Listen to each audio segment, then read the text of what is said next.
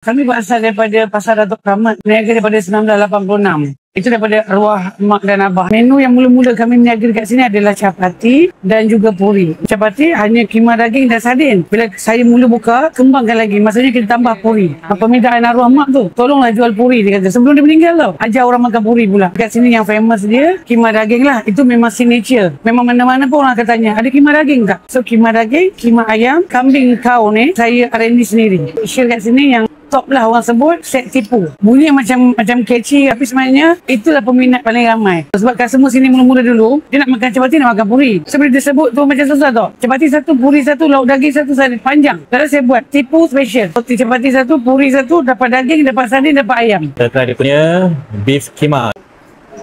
Sedap guys. Boleh rasa dia punya daging cincang dia tu. Puri dia pun gebu, lembut. Kita try dia punya capati. Chicken kima. Lembut lah capati dia ni. Abang Ito suka dia punya sardin ni. Dia tak rasa macam dalam tin tau. Ini antara kari kambing yang sedap ni Abang Ito makan.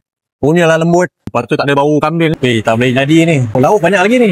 Ya? Dah tambah lagi lah. Sedap lah. Boleh. Nak apa? Puri ke capati? Dua-dua sedap. So nak tambah dua-dua? Dua-dua. So puri yang capati. Lauk ni nak tambah tak?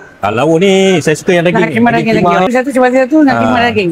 Betul. Okay, Terima kasih. Lokasi dia dekat dengan depan LRT Damai. Jalan sikit ke UTC Keramat. Itu kedai dia. One Chopati.